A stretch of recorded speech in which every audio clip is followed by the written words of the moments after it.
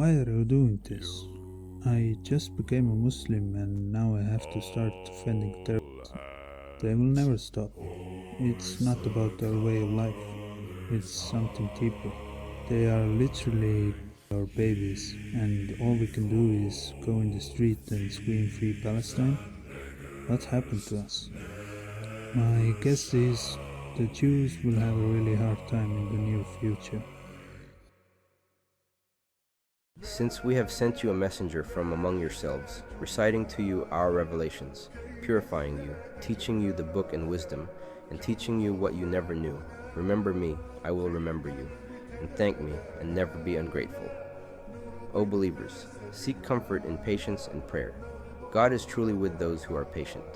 Never say that those martyred in the cause of God are dead. In fact, they are alive, but you do not perceive it.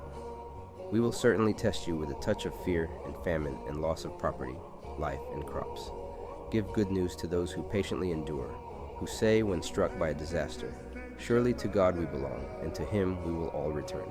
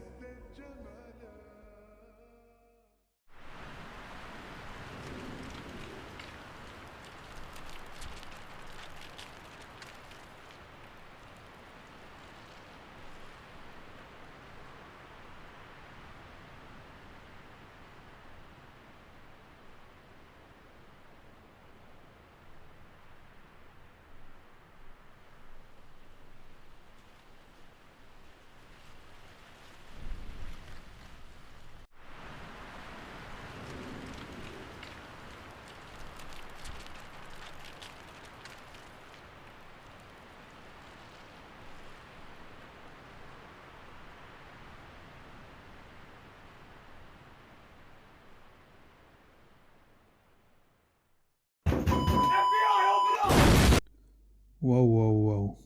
Before the alphabet agencies start investigating me for inciting violence, let me explain. It was October 7th and it happened. Thousands of fighters entered Israel, killing 1,200 Israelis. Instantly came out claims of babies, children being tied with ropes and then burned, rape of innocent women, etc. Mind you, at this point I had been a Muslim for 2 months or so. I knew nothing of Palestine or so-called Israel. All I knew was that one side is Muslims, mainly because I saw Muslim influencers posting videos about it, and the other side is someone else. I didn't know which side was which. Since the uproar from the Muslim side was so huge, I thought it must be important and decided to start looking into it. A couple hours went by and then I figured out that my side is the Palestinians. My heart sank. Thousands of my brothers went outside of their borders and did those horrible things to innocent civilians. How can I defend that? I've been a Muslim just for 2 months and now this horrible thing happened. What will my parents think of me? Their son joined a crazy cult. These were my feelings after knowing nothing of the history and after being exposed to the crazy Hasbara propaganda, which claimed that crazy Muslim lunatics went to kill Jews just because their book commands them to do so. As a new Muslim, it was hard to balance my thoughts. Knowing nothing of the history and falling for the propaganda, it seemed something like lunatics would do. And having read the Quran only once and not really understanding it in its context, I did see some violent verses which commanded to kill disbelievers. So now I had two missions: figuring out what's really going on in Palestine and then figuring out the terrorist issue.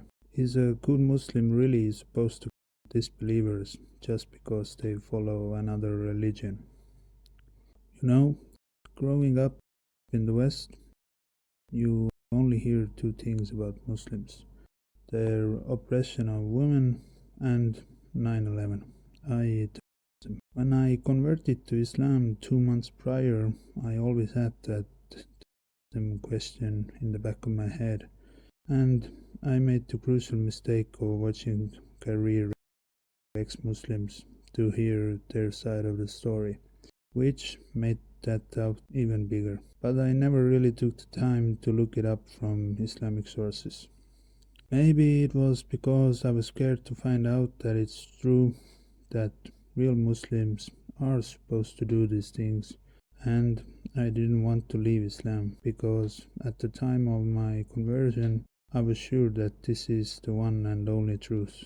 But I thought when the time comes I will look it up. And after the so-called act against the Jews, it was the perfect time to finally face my doubts. So all these crazy images in my head of what Hamas supposedly did, I started looking at explanations from Islamic sources. And who is better to look at when it comes to finding out what a true Muslim is supposed to be like than, guess who? Yep, Prophet Muhammad, peace be upon him. So Prophet Muhammad, peace be upon him, lived in Mecca for 13 years after he received revelation from God. During that time he started preaching about Islam, but he was rejected, only gaining some followers from amongst the poor. He was attacked, mocked, ridiculed just for his speech and rejection of their way of life. Some of his companions were killed just for believing differently. And make no mistake, Prophet, peace be upon him, was a powerful man. He was well known in Mecca.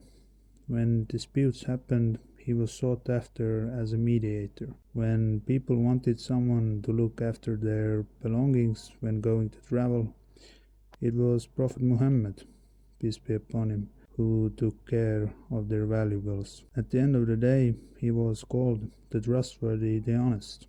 He was offered everything: women, money, status, just to renounce his faith and proceed on the way of his forefathers upon politism. From a worldly perspective, he had everything to lose and nothing to gain, but he knew that his reward is with God. So what did he say when he was asked to stop inviting people to Islam? By Allah, if they put the sun in my right hand and the moon in my left, on condition that I abandon this cause before Allah has made it victorious or I perish therein, I would not abandon it. So after 13 years of doing da'wah, facing hardship, Prophet, peace be upon him, migrated to Medina for 10 years.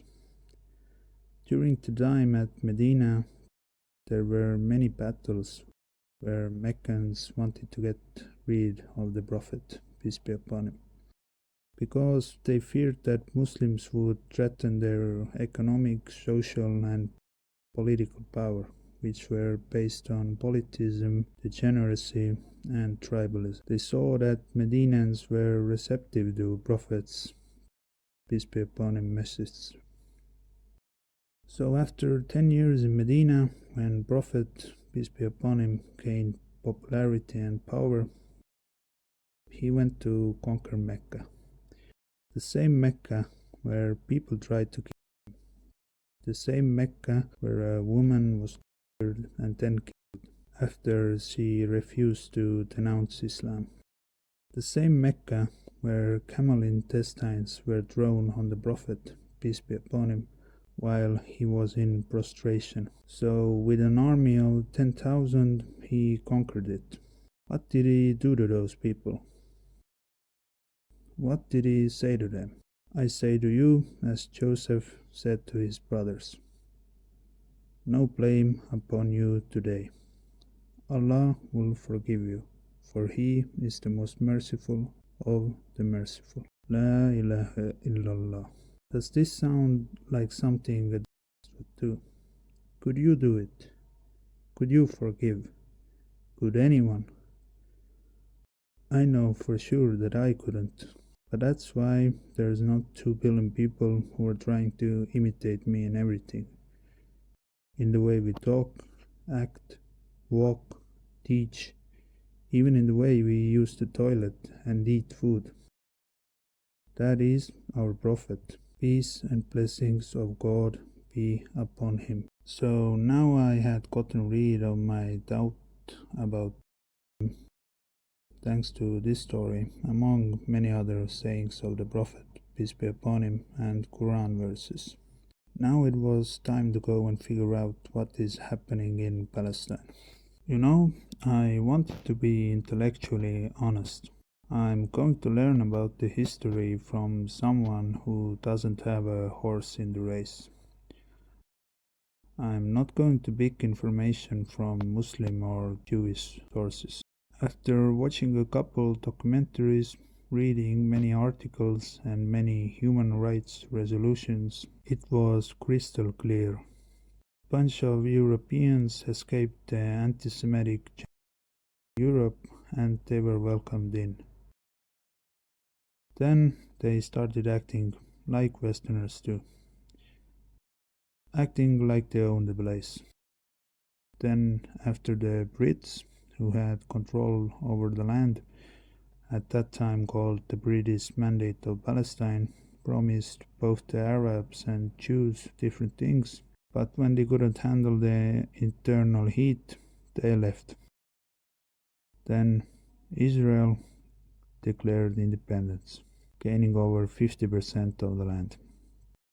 Then surrounding Arab nations went to war with the Jews and lost. How? God knows best. My guess would be that it's a punishment from God. Ottoman Empire, which Palestine was a part of, started falling off because we turned our back on religion and started to imitate the disbelievers. The final nail on the coffin came when an Arab nationalist started working with the Brits to destroy the Ottomans, thinking he could establish his own caliphate, but actually falling for the old British divide and conquer trick, giving Brits control of Ottoman territories. There is no logical explanation as to why 5 Arab nations lost to some Jews. So that was clear now. Muslims were betrayed by the disbelievers. A story as old as time. And the Europeans have no legal or moral right to be in that land. At that point, I had already begun to understand that there is no way that the Kuffar will wake up one day and understand that the creation of Israel was morally and legally abhorrent, and they will let the Palestinians back on their land. I understood that what got us into this mess, being one of the most powerful empires in human history, and then being a laughingstock, was turning our back on religion. That's why I didn't attend any protests.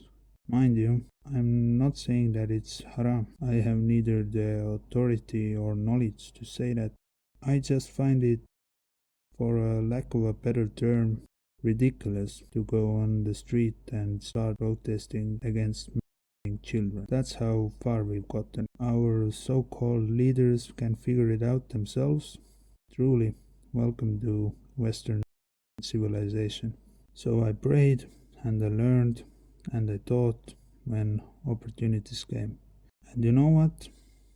Now, after 2 years of learning about the deen and the history between Muslims and non-Muslims, I finally understood. They've never civilized. The great so-called Western world never civilized. They've always been like that. You know, before they gained any power in the world, they killed themselves, fighting for the little they had in their harsh lands. After they gained some power, they just took their morals elsewhere. This great awakening that's happening right now about the Jews, it's a preparation for what's to come. Doesn't mean it's true. You know, the things the Fuenteses and Owenses types are yapping about. Let me tell you, if you actually believe them, not strategically, but really think that Jews are the problem, otherwise the West would be great, you are being fooled. You know, the Christians were and decapitated Jews while spreading propaganda about Muslims to make their soldiers go on crusades in Muslim lands. These Muslims are backward and out to kill you is not something new. We've always had that, since the time Muslims gained power. Are you telling me that Jews controlled them then too, while they themselves were being murdered by Christians? At some point, I'm sorry to say, and I don't mean it as a soundbite, I really do mean it. You are actually making Jews equal with God. I mean, you make it seem like they have some kind of mind control over people, making others do all sorts of crazy things. Does anyone know if there's a name for a psychological condition when you start believing the things your enemy believes about themselves, even if there's no evidence? Just because some Talmudic rabbis think that they can control the world doesn't mean they actually can. You understand that, right? The only thing that Jews offer the elites, who are actually pulling the strings, is plausible deniability. If something goes wrong and you need a scapegoat, it's the Jews. Make no mistake, the so-called State of Israel was created so Westerners could finally solve their Jewish problem. They've always hated the Jews. It wasn't an anomaly. It was a continuation of 2000 years of Jew hatred. Also, make no mistake, most Jews are Zionists. But also remember that most Zionists are Christian. Most Jews do believe that they can do whatever they like if it gets them closer to their aspirations. Most Christian Zionists think that they have to get the Jews to Palestine so their Jesus can come and kill. It is a beautiful symbiotic relationship. These Zionist Jews want greater Israel, and these bastions of the free world like their money and power and hate the Jews. Quid pro quo. At the end of the day, this relationship is coming to an end. The West is pulling back from policing the Muslim world and are taking their methods that they used against us to home. Israelis are predictable. They are psychotic, so they will still want to establish greater Israel and cause corruption in our lands. But without the West, they are just powerless lunatics. It's the last time to get to work and start making sure that your good deeds will outweigh the bad ones. Because I have a weird feeling that the stones and trees will start talking soon.